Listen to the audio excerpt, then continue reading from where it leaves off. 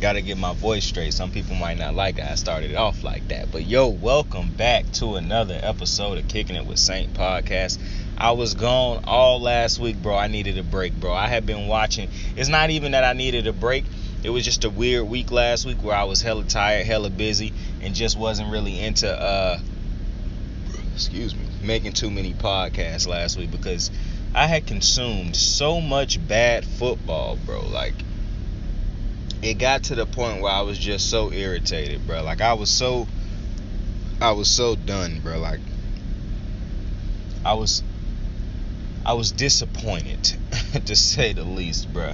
A lot of the teams that I watch, my favorite team, the Ravens, just a lot of the quarterbacks that I enjoy watching have been struggling lately.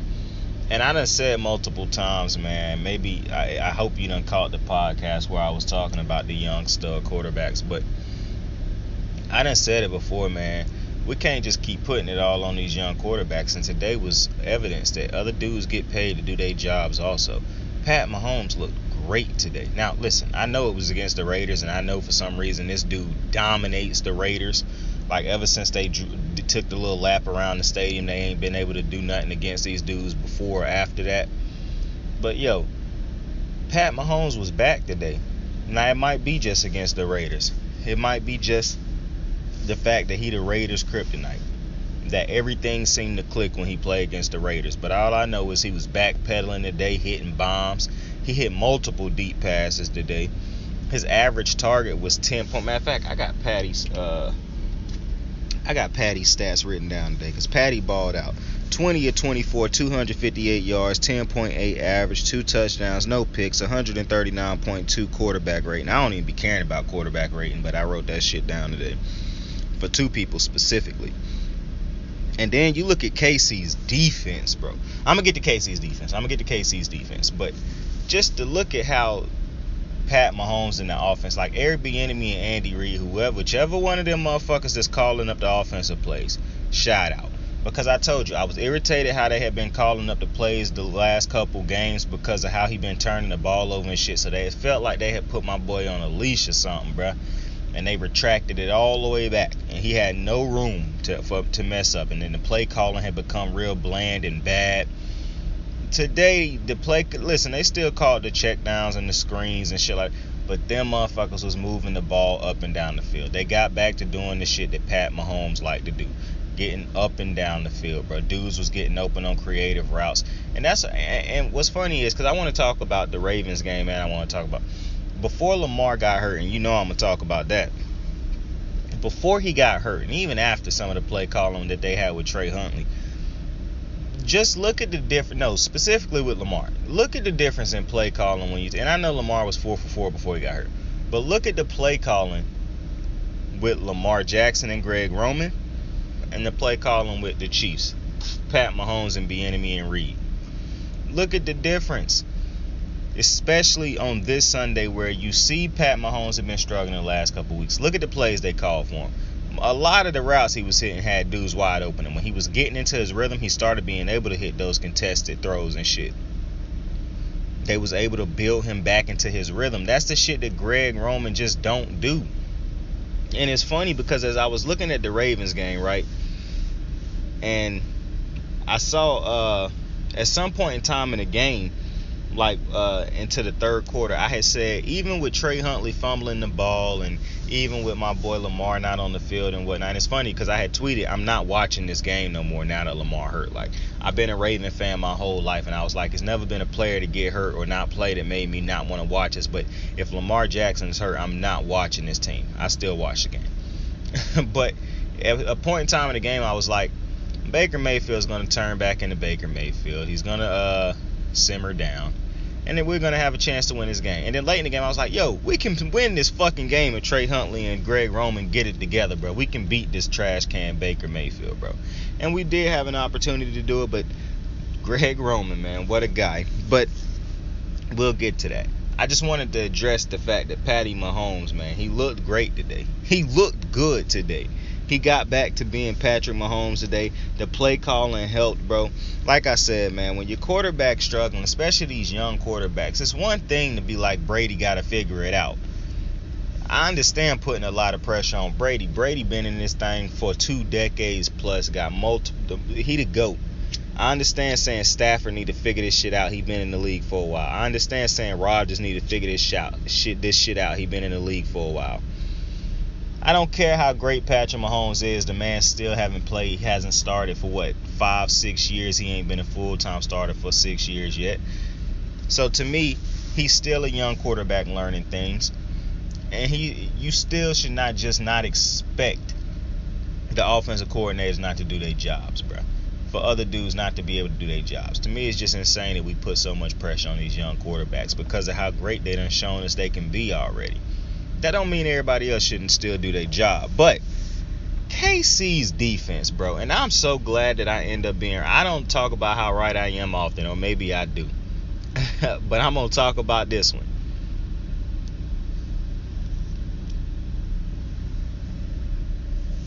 When it looked like all hope was lost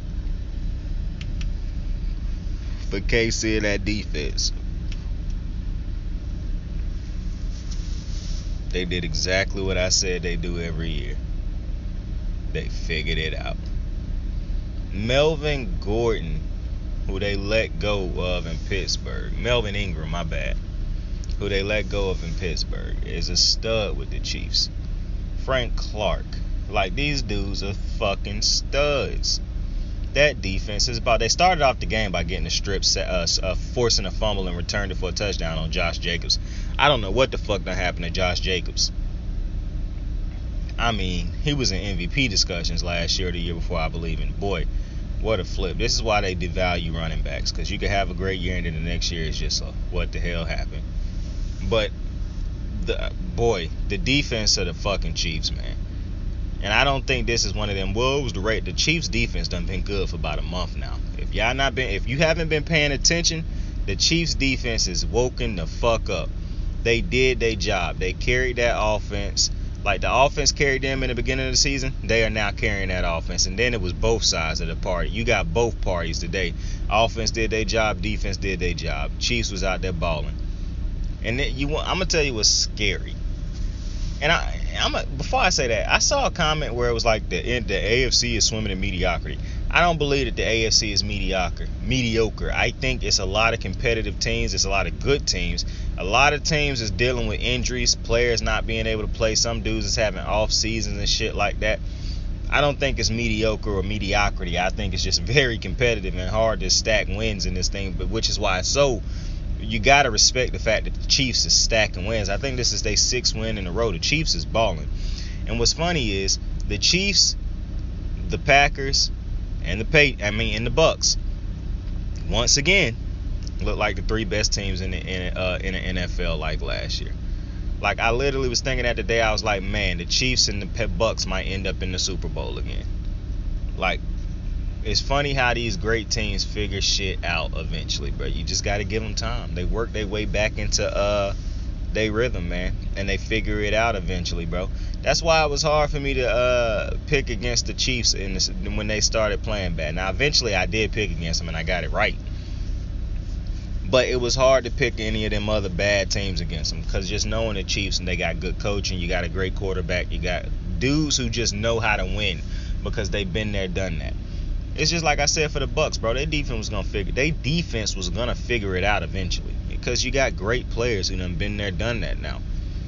And so the Chiefs look fucking great. To me, the Chiefs look like the best team in the AFC. I'm ready to say that the Chiefs, to me, look like the best team in the AFC, and not just on one side of the ball no more. And plus, like I said, when you have Patrick Mahomes, bro, like I said, to me, the quarterbacks is winning the Super Bowl this year, or going to the Super Bowl in the AFC. Mahomes, Allen, Lamar, Herbert. I don't know if I could say Burrow at the moment, because they losing some home games that they should have won. But if Lamar injured for an extended period of time, then the Ravens might end up slipping, even though they got a good amount of wins early, because the Ravens been playing bad the last month and a half, and they still some way got 8 wins, and they still above 500 by 2 games. So the early success and the early carrying of that Lamar did for the team is clearly paying off right now. But the Chiefs look damn good right now, man. And The Chiefs defense, bro, was up in this game 35-3 at the half, bro. And if not for some bozo penalties, it's probably 35-0 going in at the half. The Raiders only put up 9 points in this game. But understand this, the Chiefs defense had 4 sacks, an interception, and 4 forced fumbles, and recovered all 4 of them. That's 5 fucking turnovers. That's 5 takeaways. 5 takeaways to go with 4 sacks. That's insane. That is insane. The Chiefs defense had a fucking day. The Chiefs defense had a fucking day. There's no two ways around it, man. And like I said, Pat Mahomes 20 of 24. Come on, man. 2 tubs, no picks. This game was crazy for the Chiefs. They did whatever the fuck they wanted to. And for the Raiders, bro, I don't know what to say. I mean, I do think it would be hard to justify bringing Derek Carr back at this moment. Like, I could say so many things like, oh, the offensive line is bad sometimes. And Max Crosby been stuck on 5 sacks. They was talking about that in this game. But man, you could just say so many things, man. I mean, Yannick Ngakoue got like what looked like a big hit on Pat Mahomes, even though Pat didn't go down and he completed a deep pass down the sideline to Hardman. But there's so many things you could say about the Raiders at this point, man, and nothing really matter at this point. It's just a bad team at this point. And so many things done hurt them. The John Gruden thing, the Henry Ruggs thing. Like, it's so many things. So many things that's done killed this team, right? And I hope I didn't get that receiver wrong. But the receiver that got arrested for the team. So many things that's done fucked the Raiders up this year. And now they just playing. I mean, you got Darren Waller out. I mean, and just Derek Carr cannot elevate this team. And it's crazy because Derek Carr has not been as good as he was that one year where he was damn near MVP and got hurt. I don't know why he can't get back to that.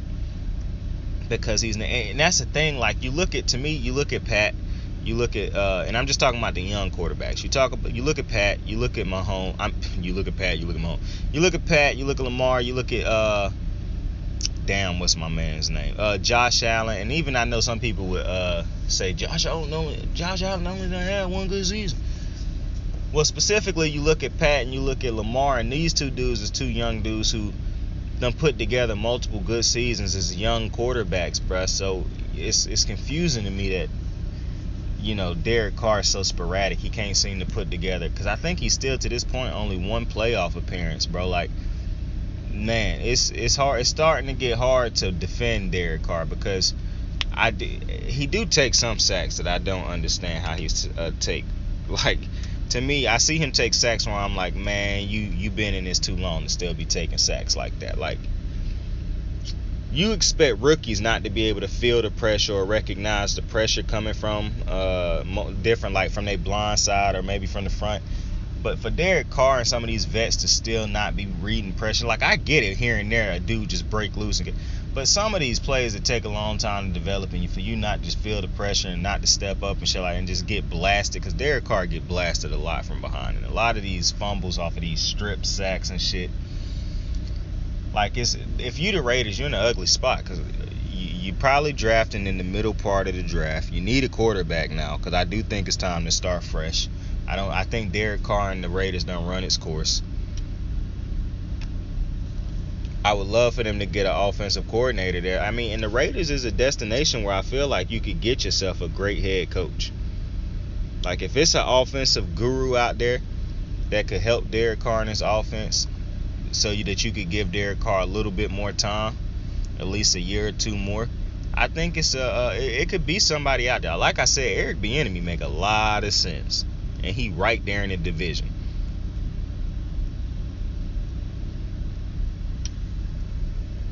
I don't understand not making that move. Even if you get rid of Derek Carr, you know what I'm saying? You could bring in your next quarterback and already have an offensive body head coach in to help him. So, I don't know, man. You look at this team the last couple of years, you can say it was a defense. Now, and then some people can say it's the offense. Like, I don't know what. The Raiders start the season so good, and now it's just, boy.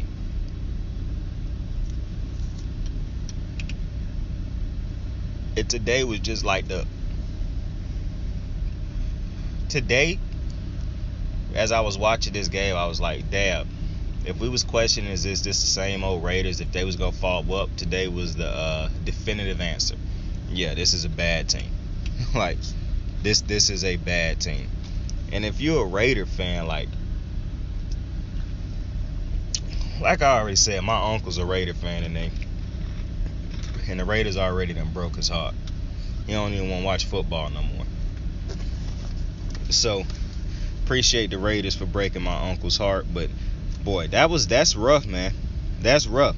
You definitely know that they the ones that's getting smoked this week, because the Slides is back this weekend. You know they the team that's making who got smoked this week. You already know they got rolled up into a fat one this week. No two ways around it. That shit was, oh my God, that shit was embarrassing. But, like I said, KC's defense, KC's up, man. KC to me is the best team in the AFC right now. And it's funny how they got back to doing what they do. I want to take a quick hit on the Saints and the Jets. Saints got that win 30-9. Both quarterbacks look bad, to be honest with you. But Zach Wilson is not developing right now with the Jets. You didn't expect to hear a Zach Wilson conversation. Zach Wilson is not developing to me. Not developing. And I don't know if it's because he in and out of the lineup, but he did a lot of throwing. Matter of fact, I wrote Zach Wilson stats down also because I was very bothered by that. 19 of 42 for 202 yards, 4.8 average, 0 touchdowns, 0 picks. That's a lot of dinking and dunking and a lot of arm action to be doing a lot of nothing. I mean, a shit ton of nothing. Like I said, 30-9. Man, you want to know these teams that's got the young quarterbacks, Trevor Lawrence. We're gonna get to him in a minute. Trevor Lawrence, the Jets, these teams with these young quarterbacks, man. I just don't know why you didn't invest in running backs or invest in better run games or try to have better run. Listen, it's a completely different thing when I'm talking about Jags, because that's just an incompetent organization from head to toe, especially that coaching staff. But you would think that Salah would, be more on top of this. This offense for the Jets is ugly. It is bad. And it's one thing when I'm talking about the Ravens offense looking bad right now, because under Lamar Jackson, the Ravens have looked great offensively. They score a lot of points under Lamar Jackson on a regular basis, and they win a lot under Lamar Jackson. So when he having a odd year, that's one thing. Patrick Mahomes, them boys score a lot of points. He is a great quarterback. When he having a bad stretch, that's one thing. Well, these other teams don't. It's another thing when you're looking at the Jets, and they don't average a lot of points, or the Jags, they don't average a lot of points, and they still won't. You know what I'm saying? You got to figure something out. It should not be this hard to find a competent offensive coordinator when you're looking around the league with so many other teams with offensive coordinators. Now, granted, you do have players that make teams that offensive coordinators look better than you. Greg Roman is not a good offensive coordinator. I'm done sugarcoating. He's not a good offensive coordinator. There's no evolution in his game plan. For the Jets, you're looking at this play calling, you're like, what are we doing? Like, what's the goal right now? Is it to rack up yards or completions, or like we out here running cardio exercises at this point, bro? We doing a bunch of nothing. And like I said, I think the Jets defense will look way better with a way more competent offense. I understand the Jets that had games where they give up a lot of points this year. I get that. I do. But the Jets offense is bad. Like, I need to look at the category, like the stats for that Jets offense, because they probably rank very low in the league at almost all the major categories, bro. It's crazy how bad the Jets are, bro. And like I said, Zach Wilson does not look like he is developing at all. And it's kind of like, matter of fact, because let's go ahead and hop over to the Trevor Lawrence game, because Trevor Lawrence don't look like he developing at all. And I done said multiple times this year, like this, they put up 0 points against the Titans, 20-0. And what, they done had multiple games this year where they couldn't even put up, but they didn't put up less than 10 points and shit. Like, Trevor Lawrence is in a atrocious I can't even talk. He's in an atrocious situation. Urban Meyer, I know you done seen all the or heard about the Urban Meyer news that done came out this week about him getting into it with receivers and him telling his coaches that they losers and prove that they done been winners or something like that. I don't know if that's true. I saw the reports and shit. I wouldn't be surprised if it's true, because like I said, man, to hire Urban Meyer was just a moronic decision. That's on the fucking owner. It makes no sense to hire Urban Meyer, especially when you're bringing in a rookie. Why would you bring in a rookie quarterback and a rookie head coach? Like that, to me, that just don't make sense. And yeah, sometimes you might be able to get away with it, like the Cardinals did. The Cardinals did get away with bringing in Cliff Kingsbury with Kyler Murray. But do you realize how bad they didn't make the playoffs none of them years until this year? Now they done figured it out. So yeah, they did end up figuring some shit out. I don't know why, but Urban Meyer, it just looks a trillion times worse. Like, to me, the decisions are night and day. They're night and day in my opinion right now. And some people might say, well, you got to give Urban Meyer time and he could grow just like Kingsbury did. Well, the problem is Cliff still put in pros around him. He still put in dudes around him who had coached on the NFL level before. And he was the offensive coordinator for Kyler Murray.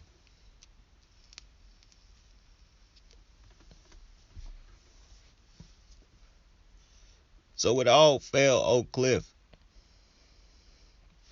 Not to mention, Kyler Murray is better than Trevor Lawrence. And the Arizona Cardinals had a better supporting cast. Like, there's no two ways around it. The Jags don't have the cast that the Cardinals had. Kyler Murray had D-Hop, Larry. He done had other two great receivers, good running backs, good offensive line most of the time, decent offensive line. I'm not finna oversell Kyler's offensive line. I'm not gonna undersell him, but I'm definitely not gonna oversell him. Good defenses most of the time. Definitely multiple studs on the defense. Budda Baker, Chandler Jones. So Kyler is in a better situation. Cliff came in a better situation if you want to look at it. But that's why you got to assess your situation. Every situation is different. For the Jags to make that move, after we had already been hearing the shit we had been hearing about the Jags before they made that move, it just made no sense. Trevor Lawrence got dropped in an atrocious situation, and he might sink in this situation. He might sink. But if they end up firing Urban this offseason and bringing in a veteran head coach or somebody who can actually get the best out of Trevor and get him on the right track, then I think the Jags got a chance. I really do. The play calling, like I said, though, is just stupid, man. The play calling to me makes no sense in Jacksonville. It's like they working against their own offense at times. But, hey, when you got these teams like this, the Jets, the Jags, the Jets and the Jags, bro, this shit is going to happen. And if you're a fan of them teams, I don't know how you sit and watch that shit. I really don't. Because I was watching I was sitting and watching the fucking, fuck that. It's hard for me to sit and watch the Ravens the last couple weeks. And this is an offense under Lamar that averaged, 30-something points over his time in the NFL. We've been struggling to put up 10, 15 points. So you got to understand, it's been hard for me to watch that this season. Y'all boys been having to watch this shit for years at this point. So, hey, to me, for the Jets, they need to get a better offensive play caller. For the Jags, they need to get a whole new coaching staff. But next we're going to hop to the Panthers and the Falcons. Now, I didn't watch this game. Well, let me say it like this. I didn't watch this entire game because, now, I am going to address something in a second. But the reason I didn't watch this whole game is because I was very invested in the Baltimore game. Like I said, I tried not to watch it after my boy got hurt, but I had to watch it, bro. Because Baker Mayfield's trash, bro. I knew he was going to give us opportunities to still win that game, bro. I just knew it, bro. It didn't matter how the score was looking, bro. Just when you play against somebody so many times, bro, and you just used to how they play, You just know, bro.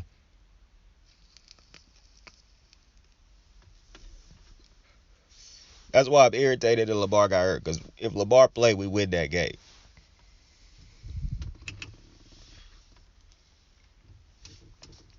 I seen it too many times. Lamar not turning the ball over to fumbling the ball and all that. I know he done had his problem with turnovers, but Lamar win us that game. We lose it by 2. We definitely win that with Lamar. Because I just know Baker, bro. He's not a game changer. The play calling can make him look good for a couple minutes, but eventually he turns back into what he is. But like I was saying, the Falcons and the Panthers, I tried to watch that game, but like I said, I just couldn't finish that game. But big reason I couldn't finish that game is because it just didn't look good. And it was a close game, and I know they eventually Cam got out and they put in old buddy, but Matt Ryan looked pedestrian. He looked average in this game to me. I want to address the Cam Newton thing because I saw a lot of people talking about, oh, Cam is bad. Oh, he trash. Oh, he is sad to see him look like this. And I just saw a lot of people talking about Cam, and I just want people to understand this. Because I understand that a lot of people watch ESPN and shit like that. So naturally you got this thing in the back of your head where, is they really right? Is my player, is the person they talking about really bad? Because the ESPN don't do homework, bro. They kind of like the people who looked on those when your teacher tell you to read a story and instead you just go to the quick notes or cliff notes on the internet and get the basis of what the shit was about. That's basically ESPN with these games, bro. They're not giving you the whole scoop. Listen, it's easy to say somebody bad, but if you really look at Cam Newton, let's look at what happened to Cam Newton this year, okay? So he didn't start the year, so he didn't have an off season with the Panthers. He comes in halfway through the season, basically 14 is under 500, and that had been swimming in mediocrity over the last couple weeks with Sam Darnold, and basically we're losing games because of Sam Darnold. So you throw him into that situation. So no offseason, thrown in halfway through the season with a bad team. So that's 3 things right there. Now he got to play himself into football shape. We know Cam Newton was probably in shape, but we done seen the Instagram and the YouTube videos and shit like that. But football shape is different from being in shape. He had to play himself back into football shape. So that's another thing. Now he got to get on page with receivers he's never played with before. So that's another thing. He also got to find some type of way to get something going with Christian McCaffrey, who's injury prone all the time and is supposed to be the best offensive weapon on the team. Okay, that's another thing. He got to develop some type of chemistry with an offensive line that, from what everybody telling me, is a bad offensive line. Okay, that's another thing. He got to learn a new playbook that he didn't know already halfway through a season with a team that's underperforming or that's bad. Just put it like that. All right, that's another thing. You add up all these things and you could probably add some more things. And people want to blame Cam Newton for the Panthers. See, that's just ignorant to me. And that's just you looking for a scapegoat. Cam Newton's not the reason that the Panthers are losing. He is far from the reason the Panthers are losing. I want to ask you something, because my cousin is a Panther fan, and I asked him this today when I saw him. What has Matt Rule done to be blameless in this situation? What has the owner, the GM, what has anybody on this team done to be blameless in what's happening in Carolina? Because I want to point something out. The team that they just lost to today, the Falcons, and I talk a lot about how bad Matt Ryan done been the last couple years. You notice how the Falcons have done everything they can, however, to let Matt Ryan basically retire himself or play himself out of the starting position. They haven't been in a rush to replace him. They haven't been in a rush to get rid of him, even though they probably should have been trying to replace him and get rid of him and try to find his future quarterback. They haven't.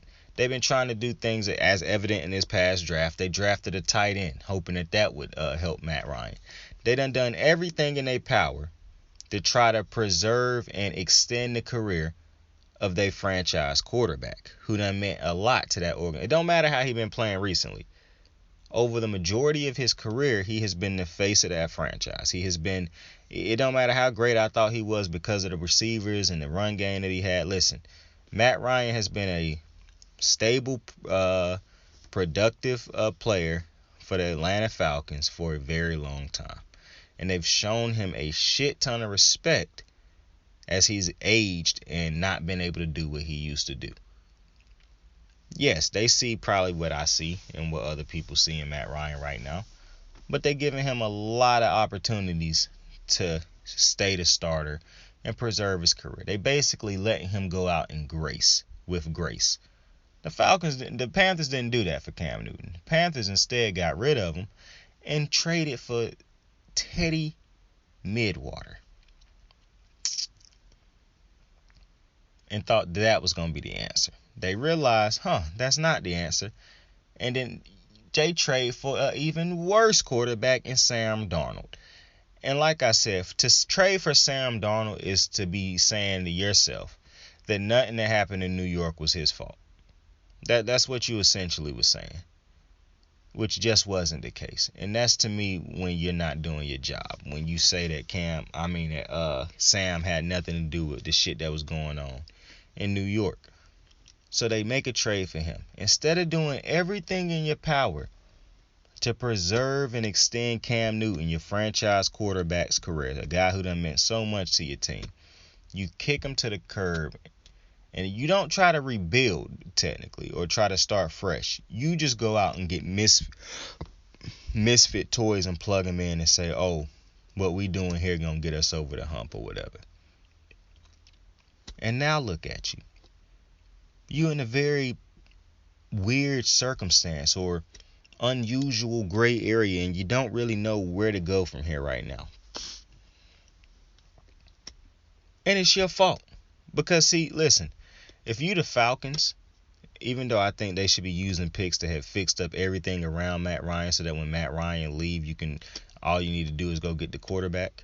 They still letting this man go out on his sword. They giving him a lot of chances, like I said, to retire himself, to lose the job himself. They ain't forcing him out. They ain't working against him. You know what I'm saying? And there's something to be said for that. I don't even really like how the Patriots did Brady on his way out. I think they didn't give him shit to work with. Like, they didn't really try to coach up nobody. Like, they just expected him to do everything. And then they kicked him to the curb, and he went out and won a Super Bowl in Tampa Bay, a team that had shit around him and kept putting shit around him. It was like, we gonna get you everything you need, boss. That's basically what the Falcons doing for Matt Ryan. And even though he not really producing, it's the thought. That shit matters. That shit matters. So, I don't really know where you go from here. I don't think this win matters for the Falcons, to be completely honest with you. I don't think they're making the playoffs. I don't think they're going to draft a quarterback. So, it probably doesn't even matter where they drafting at anyways. Because I think the Falcons are going to use that draft pick on either another receiver,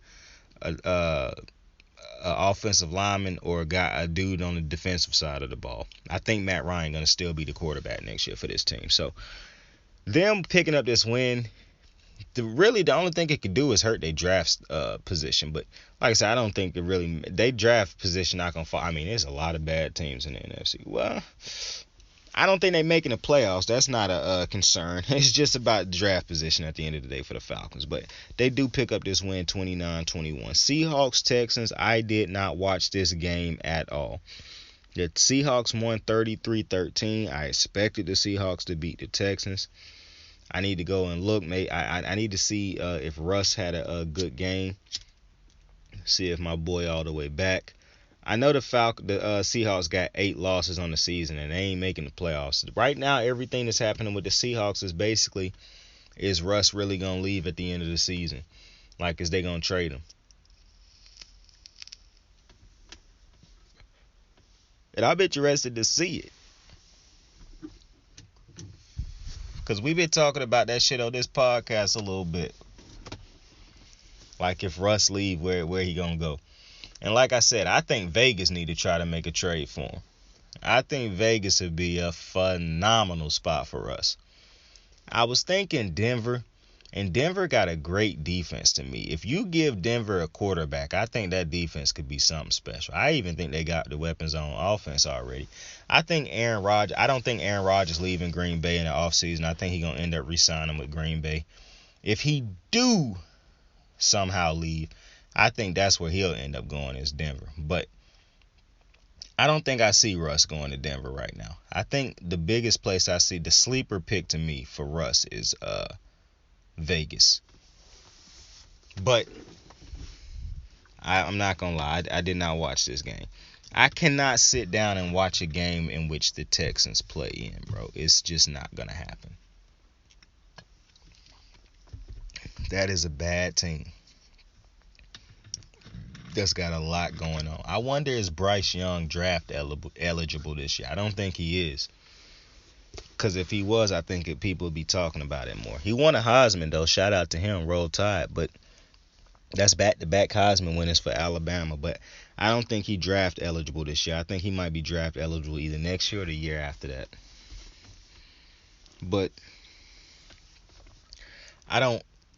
If Russ leave, I think it's another team. It's Vegas, and it's one more team that I think Russ could end up on. What is that team, bro? It's another good one. It's Vegas. Vegas is the top one for me. Oh, not the Browns. I don't think none of them good quarterbacks gonna end up in Cleveland. It is another good team. New York. I think he could end up in New York with the Giants, bro. I think them are two teams to watch. If he get traded, I think he can end up on either the Giants or the fucking Raiders, bro. I think them is sleeper picks for Russ Wilson right now, bro.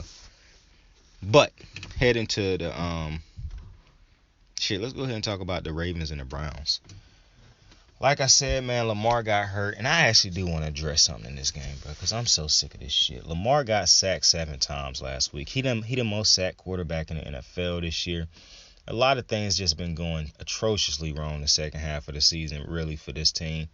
The offense has just become atrocious. I love what Trey Huntley tried to do. You can't turn the ball. You can't fumble the ball like he did. Listen, I understand turnovers don't truly matter when you play against Baker Mayfield, because he's going to give you multiple opportunities to win the game, and he will most likely do nothing with those turnovers.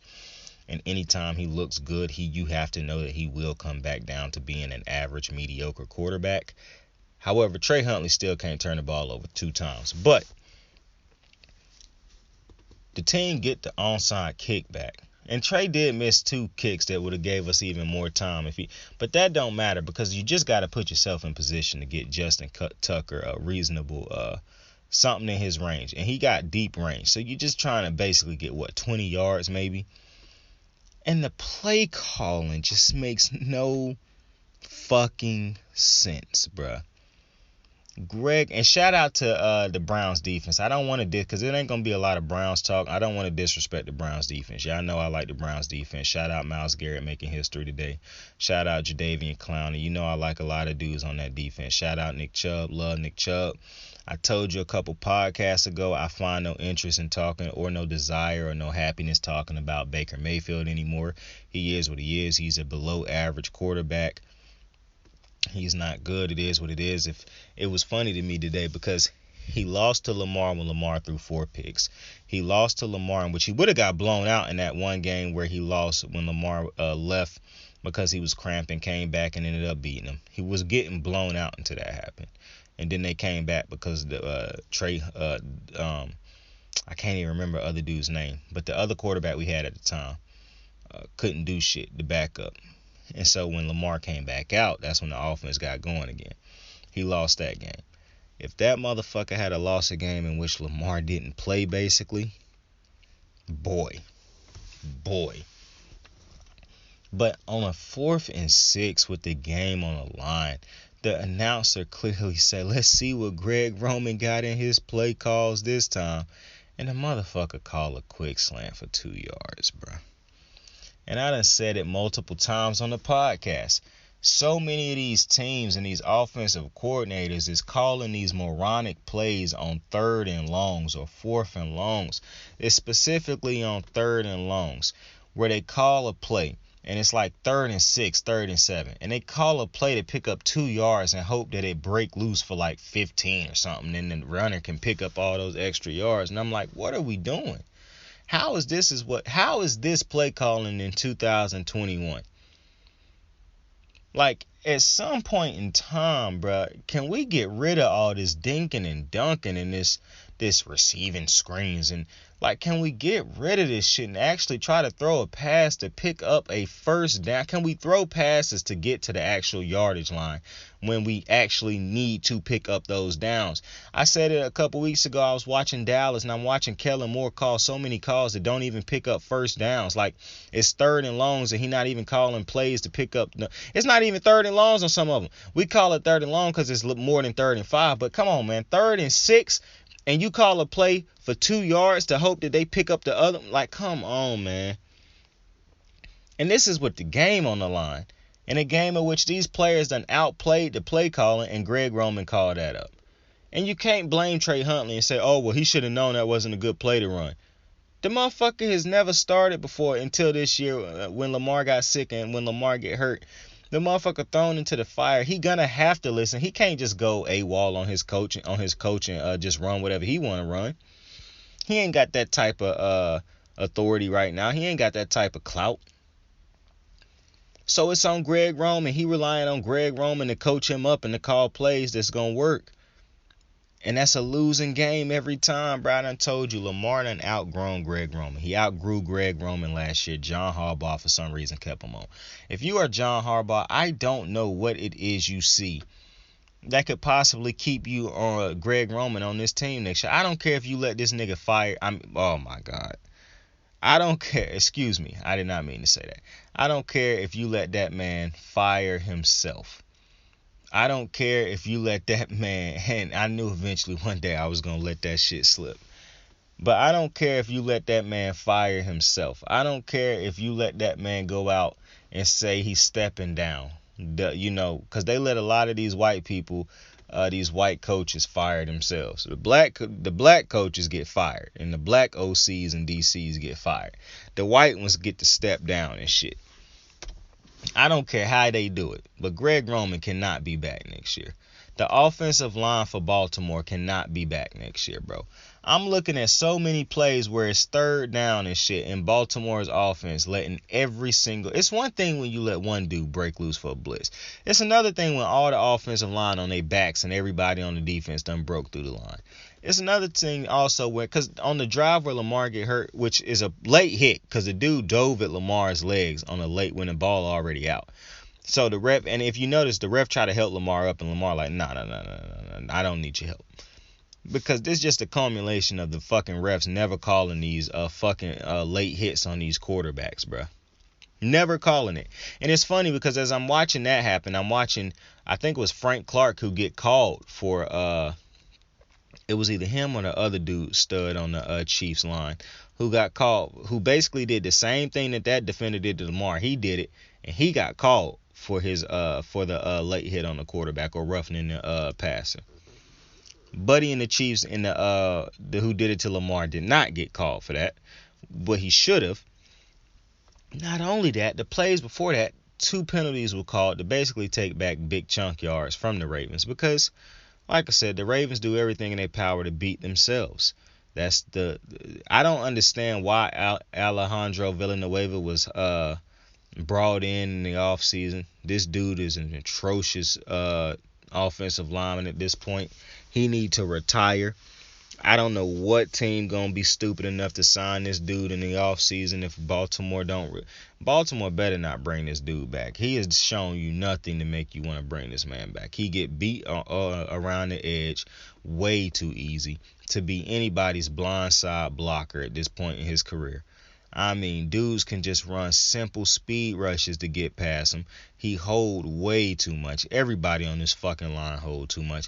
You got to find some way to get some money back off of this Ronnie Staley contract because you definitely just wasted money on him right now because he ain't been able to play since he got that contract. So something got to change because you can't keep marching Lamar Jackson out there behind this fucking offensive line every week. It can't happen.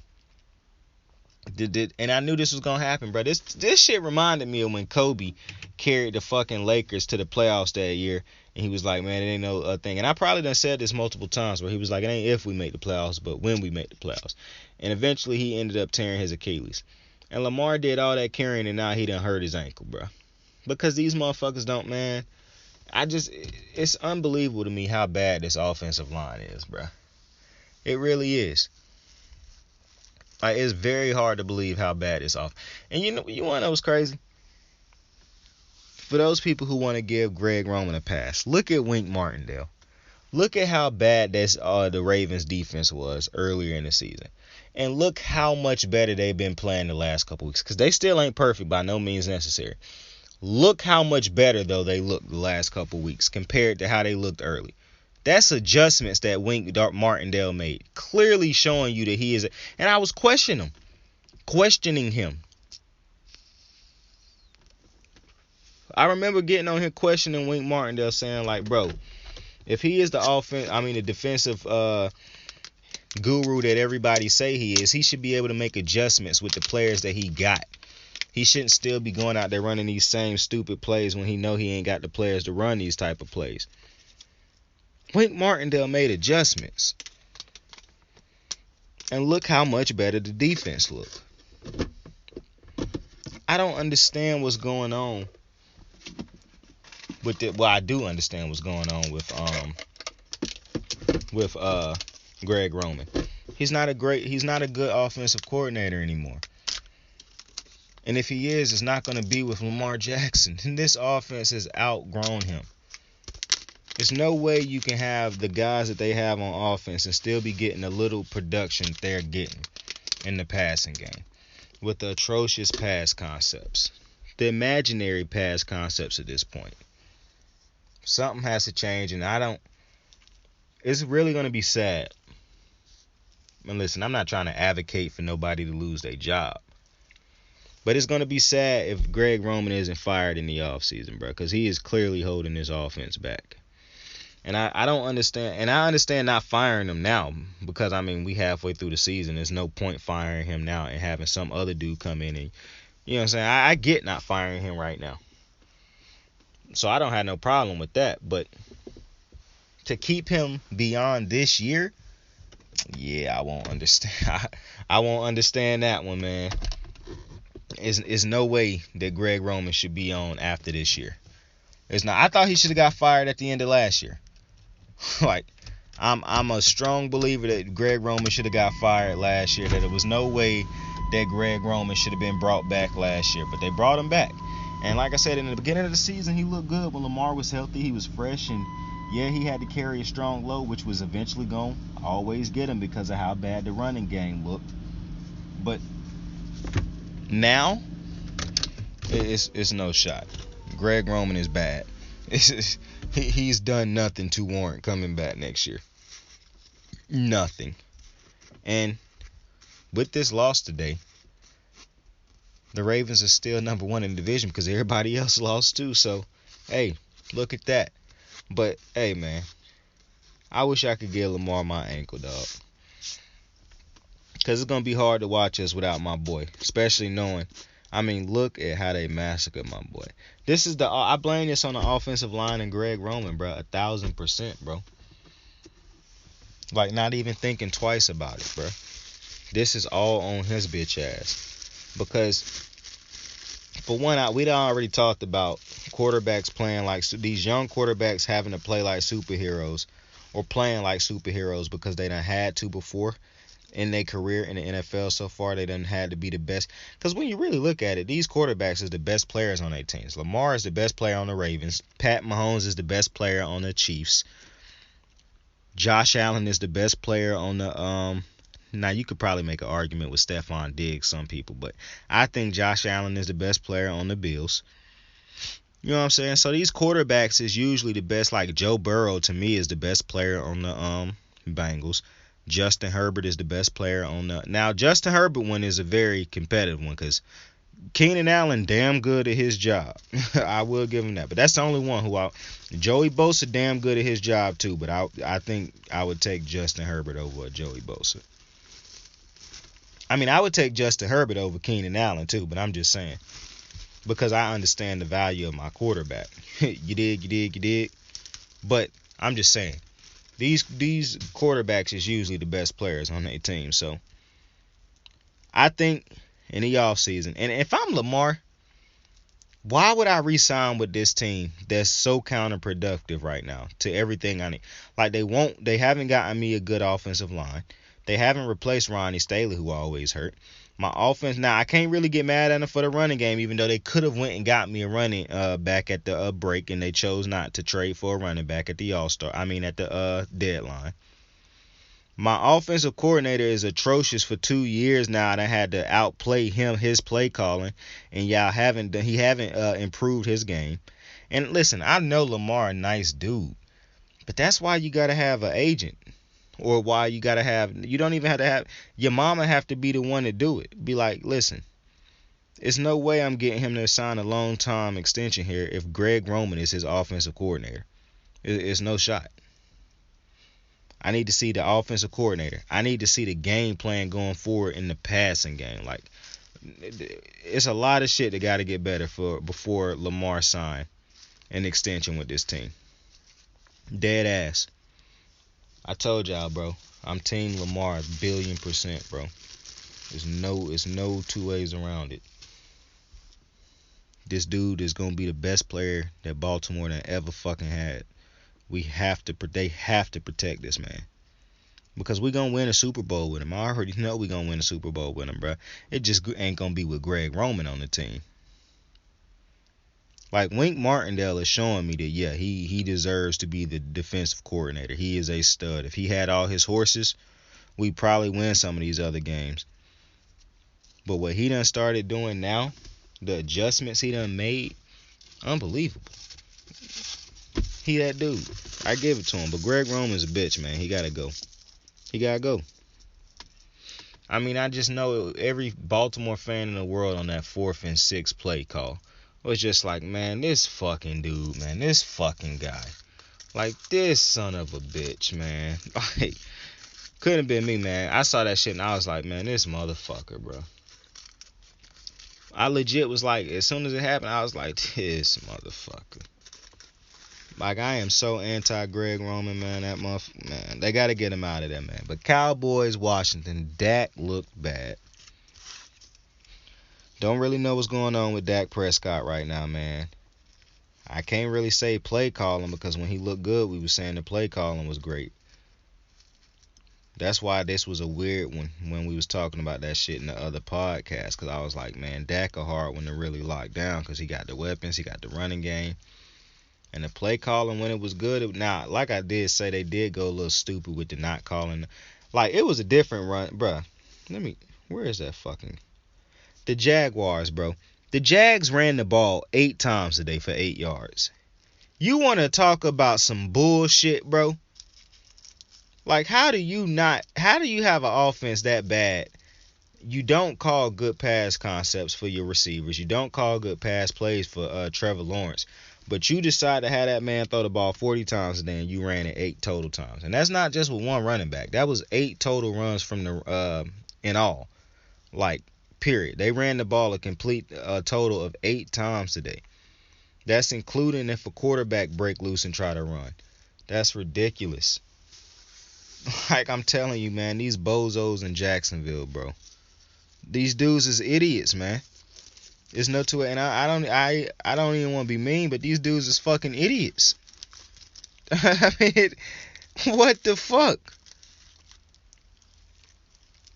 But anyways, I don't know what's going on with the Cowboys. It's a good thing they won their defense. I love the Cowboys defense. I told you, bro. Every week, Micah Parsons make a fucking play, bro. Micah Parsons is going to win Rookie Defensive Player of the Year. But I think that motherfucker might win Defensive Player of the Year. Not just Rookie Defensive Player of the Year. That motherfucker is making a run to win Defensive Player of the Year. And I can't remember the last time a rookie won Defensive Player of the Year and Defensive Player of the Year in the same year. But that motherfucker definitely making a push for it, because this dude is an absolute stud, bro. I'm telling you, I think he might be my favorite pick in the first round this past year. or this past draft, bro. Like, he might be my favorite player, bro. Because this motherfucker got an engine on him, man. Like, that motherfucker is always on go. He a smart player. He fast as shit. He smart as shit. Man, I like everything about Micah Parsons, bro. And he gonna be a big name because he played for Dallas. And Dallas get a lot of publicity. So he gonna be on the TV screen and shit. And that's really one of the things that's done helped him be pop so far, because he do play in Dallas. So we get to see Dallas on a regular basis, bro. But that motherfucker Micah Parsons is a stud, bro. Motherfucker's a stud. He remind me. I'm not saying he play like C.J. Mosley and nothing like that. But I'm saying he remind me of C.J. Mosley, like, because C.J. Mosley, when we drafted him to Baltimore, he popped, bro. Like, that motherfucker instantly, you just knew, like, oh, this motherfucker CJ finna be the true force. And that's what I see in Micah Parsons, bro. For one, he got a dope name, too. Micah Parsons, bro. Like, that motherfucker. The Cowboys got one, bro. And you got, the game should have been over multiple times. But, like I said, Dak just wasn't good this game. But, bro, Randy Gregory starting the ball out. Because I think he the one who got the sack, fumble, and end the game, basically. That motherfucker done started balling out, bro. The Cowboys, hey, they look kind of weird on offense the last couple weeks. But, man, I'm telling you, the Cowboys, if they can get it the fuck together, it could be an interesting team in the playoffs, bro. Because that defense, bro, the defense for the Cowboys look legit. Now, I understand some. You could pull up footage on any team that done had bad weeks or a bad week. I'm just talking about overall, and when you look at the impact players, when they clicking, the Cowboys can make some noise, and they can really fuck somebody up. Like, I'm going to say it like this. If the Cowboys met the Bucks or the Green Bay, the two best NFC teams in the playoffs, yes, I would expect for the Cowboys to lose those games. However, I would not be surprised if the Cowboys came out on top in one of those two games. You see what I'm saying? You dig what I'm saying? You catching my drift? You riding that vibe? Do you see where I'm getting at? That's all I'm saying. But Tyler Heineke looked bad in this game, and it was funny because I was remembering Steve Smith had said that he didn't buy in. He didn't buy Tyler Heineke, neither did I. I had already explained why. But and everybody think you hating when you say that, but nah, I'm just telling you what I'm seeing. But the return of Trash Can Allen was happened in this game today. I don't know why Ron Rivera liked that motherfucker so much, but he returned in this game. But Washington ended up winning this game. The Cowboys got a 3-game lead in this division, bro. It's like I said like a month ago, bro. They're winning this division. They shouldn't be concerned too much with this division. If they do their job, they should easily win this division. It's just not a good division. None of the teams are really good. Like, it's crazy. But good win for the Cowboys. They shouldn't have had to sweat this one out like they did, but hey, a game of inches. Broncos Lions, bro. The Broncos won this one 38-10. They had a little tribute to start the game, basically. Like they had started with 10 dudes on the field, I believe, or something like that, to honor Demaryius Thomas, who died earlier this week on Thursday. That shit was sad because I remember seeing Demaryius, not even like on no old shit, but I basically done grew up watching him from the start of his career. From the overtime catch he made to beat the Steelers in the playoffs when Tim Tebow threw him that pass, to, you know, watching him get blasted in the Super Bowl and everybody was saying he was soft and whatnot, to him bouncing back the next year.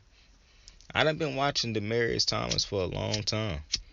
All his yards and his accolades he got to put up when he was balling with Peyton in that offense. Good dude, man, I bet, man. I always hear people say good shit. I ain't never heard nobody say nothing bad about Demaryius Thomas, so clearly he was a good dude. But just prayers up to his family and shit like that, bro, because that was shocking news when I heard that shit or saw it Thursday. But yeah, the Broncos ended up getting that win today, man, for them. So shout out to the Broncos and Demaryius Thomas family. But the Bills ended up losing to the Bucks, and this was a weird one because, bro, I was watching this game, right, and the Bucks was up big, and they was handling business. Richard Sherman had just got an interception. They had scored off of it. And then I fell into a cush coma. Took a little cush nap. I wake up, and it was a tie game, and it was heading into overtime, I believe it was. And I was like, yo, what the fuck just happened? And if you heard all that flicking, it's because my fucking lighter just randomly decided to go out, bro. And I'm not happy about it. So actually, give me 2 seconds, because I think I got a torch lighter sitting back here.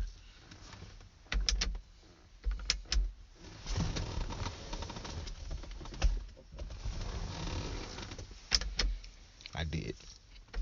Now let's see if this shit light. But the Bills ended up getting back into this game. It's so weird how the Bucks can look like they dominating a team and then randomly it's just like everything flipped. Shit happens so randomly. Oh, this shit worked. Big flame popped out in my vibe. And now it just went out that quick. You hate to see it.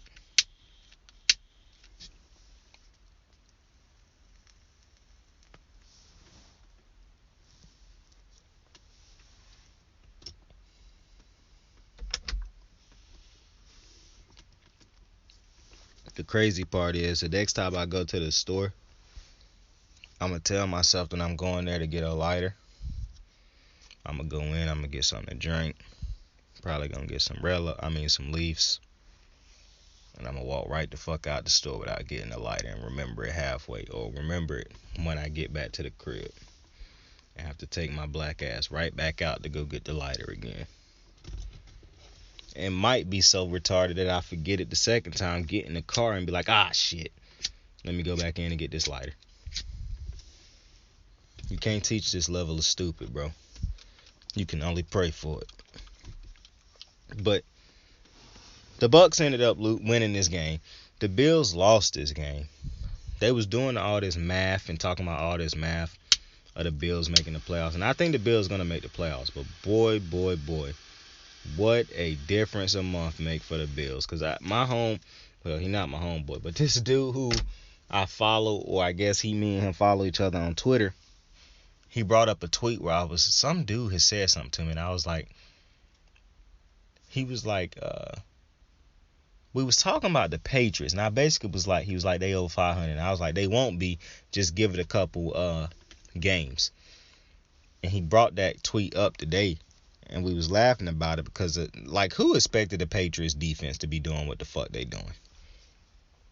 And I made that comment basically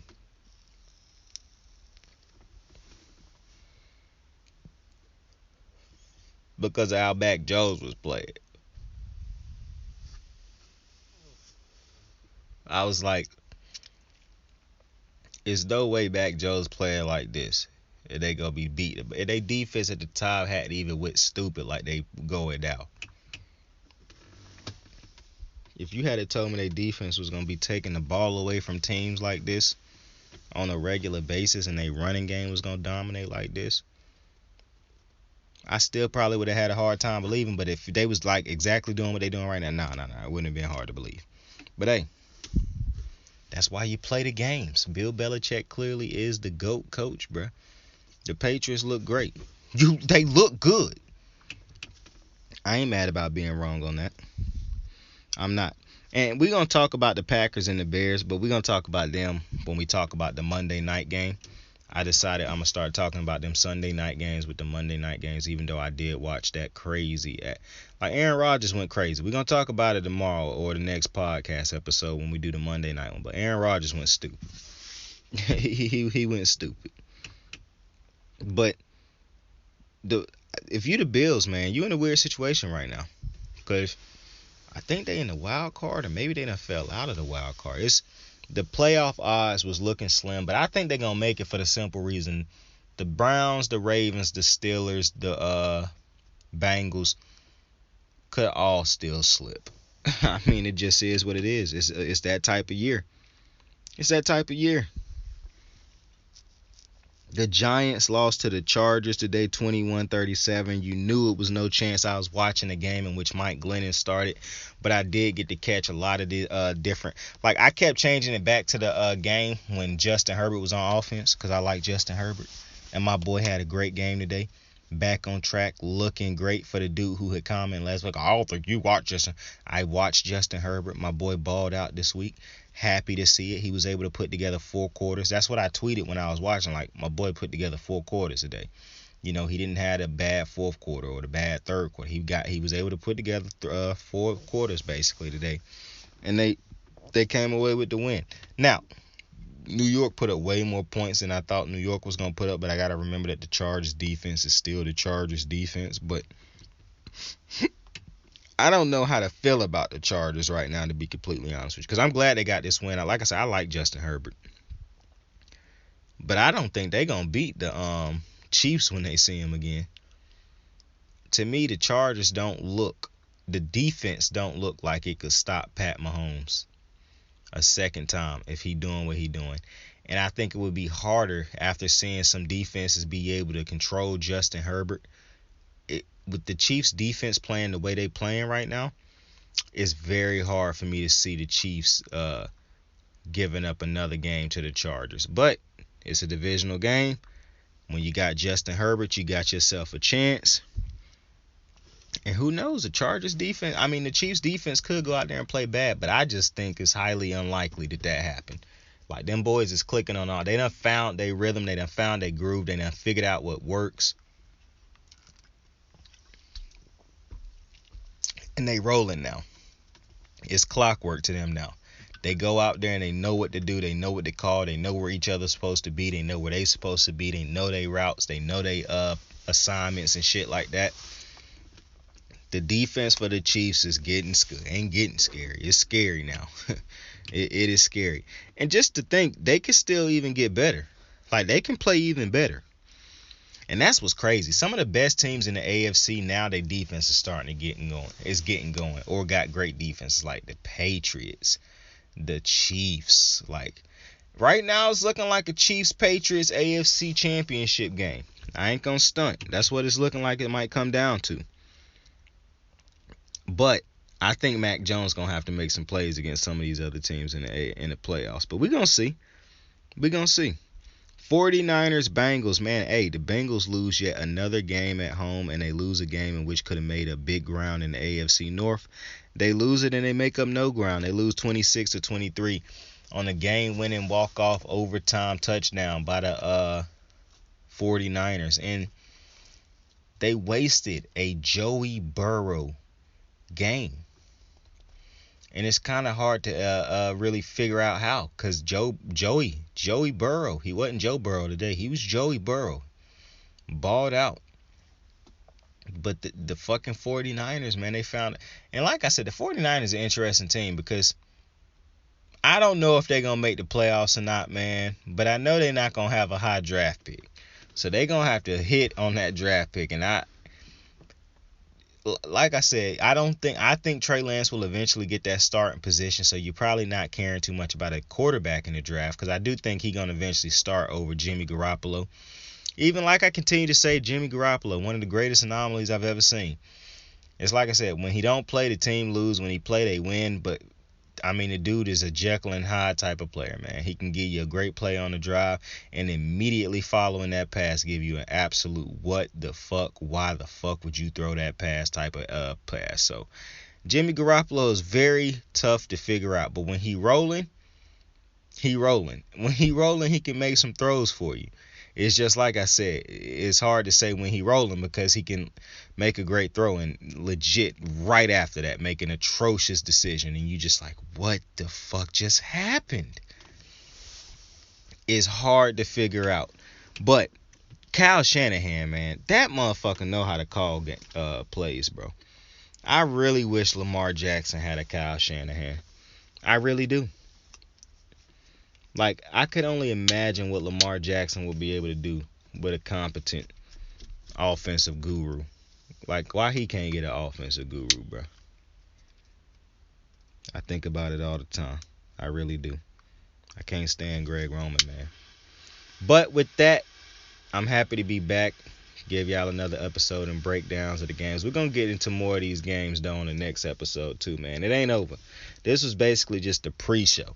We're gonna do a deeper dive into some of these games, man. I just wanted to get this out. I'm happy to be back. Sorry I had to take some of them days off last week.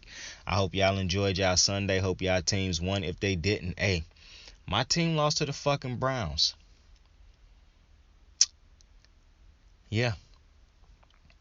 So I get it. It was one of them days. But I appreciate y'all for joining me. I appreciate y'all for checking it out, man. Hey, I'm trying to get better and better at this thing, man. And we gonna get there. I appreciate y'all for joining me, man. Tell somebody you fuck with them, man. Join me on my next episode. We're gonna have a lot of shit dropping this week, too. But, hey, Saint out. You ready to make history? Come on now. Yeah. You know, there's these two words. And when I say them, people get goosebumps because they know what happens next. So without further ado, free smoke.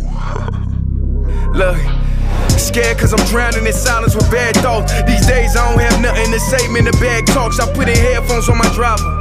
Pull up to the spot and give a good dick and Godiva. I can't lie, I'm uninspired. No more pillow talking about nonsense. I only stick around to put some band-aids on my conscience. I don't know why I feel so bad, nigga. That's what we do, no foundation. We don't build no more, we just screw.